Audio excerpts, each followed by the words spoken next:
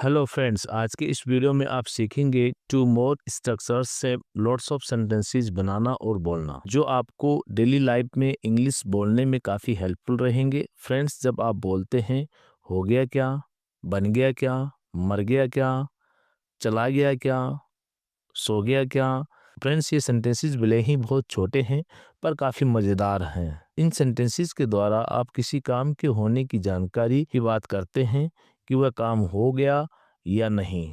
देखने में या फिर सुनने में ये सेंटेंसेस भले ही सिंपल पास्ट टेंस के लगते हैं पर ये प्रेजेंट परफेक्ट टेंस के होते हैं। तो फ्रेंड्स, चलिए इन सेंटेंसेस को बनाने या बोलने की स्ट्रक्चर को देख लेते हैं। सबसे पहले आप बोलते हैं हेल्पिंग वर्ब हैज या have.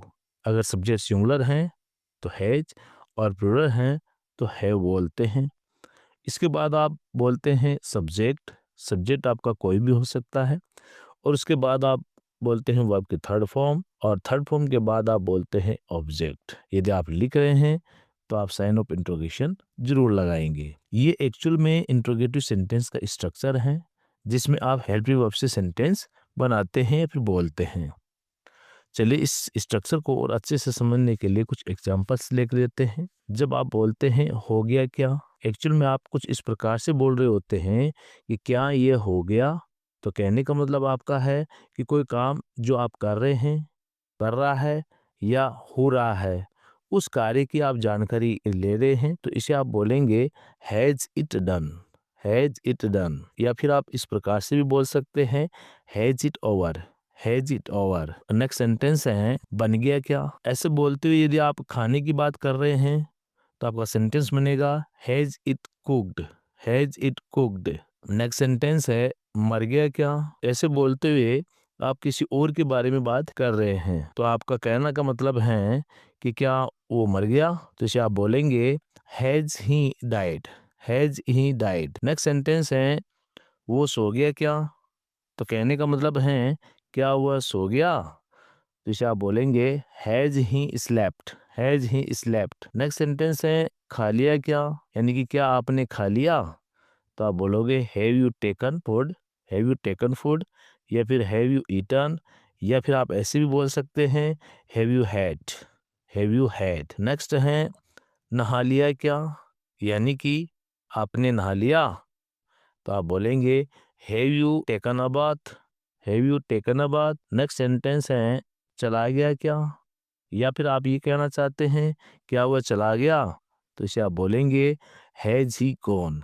Has he gone. Structure number 2, जब आप बोलते हैं कहने में क्या जाता है, बात करने में क्या जाता है, देखने में क्या जाता है, बोलने में क्या जाता है, ऐसे सेंटेंसेस को इंग्लिश में बोलने के लिए स्ट्रक्चर कुछ इस प्रकार से है। सबसे पहले आप बोलते हैं व्हाट गोज टू, और उसके बाद आप लगाते हैं वर्ब की फर्स्ट फॉर्म। और यदि आपको बोलना हो कोई कार्य करने में कुछ नहीं जाता, तो आपका सेंटेंस स्ट्रक्चर होता है नथिंग गोज टू, और उसके बाद वर्ब की फर्स्ट फॉर्म। चलिए इन्हें एग्जांपल्स की मदद से देखते हैं। कहने में क्या जाता है, तो इसे आप बोलेंगे व्हाट गोज टू से।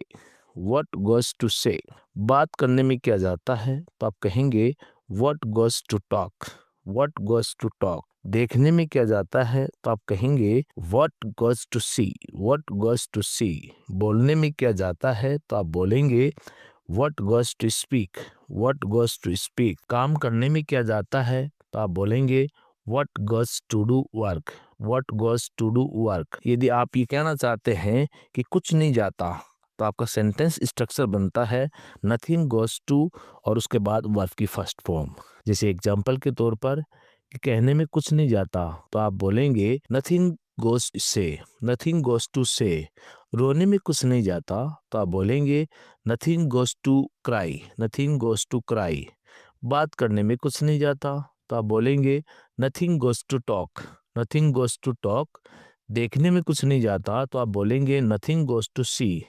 Nothing goes to see. काम करने में कुछ नहीं जाता, तो आप बोलेंगे nothing goes to do work. Nothing goes to do work. कहने में कुछ तो जाता है। अगर आपको कहना हो कि कुछ तो जाता है, तो इसके लिए आप स्ट्रक्चर बोलेंगे समथिंग गोज टू, और उसके बाद वर्ब की फर्स्ट फॉर्म। चलिए इसे भी एग्जांपल से देख लेते हैं। कहने में कुछ तो जाता है, तो आप कहेंगे समथिंग गोज टू से। समथिंग गोज टू से, देखने में कुछ तो जाता है, तो आप कहेंगे something goes to see. Something goes to see, बोलने में कुछ तो जाता है, तो आप कहेंगे something goes to speak.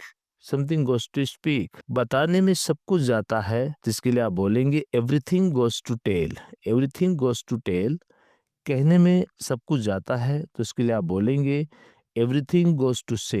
Everything goes to से। और अब ये सेंटेंस आपके ट्रांसफॉर्मेशन के लिए, सुन लिया क्या, सुनने में कुछ नहीं जाता, सुनने में क्या जाता है, ये सेंटेंस आपके ट्रांसफॉर्मेशन के लिए है। इन्हें आप इंग्लिश में ट्रांसलेट करें और साथ ही कमेंट बॉक्स में जरूर लिखें। देखते हैं ये स्ट्रक्चर्स आपके कितने समझ में आए। मिलते हैं ऐसे ही नेक्स्ट वीडियो में। Thanks for watching.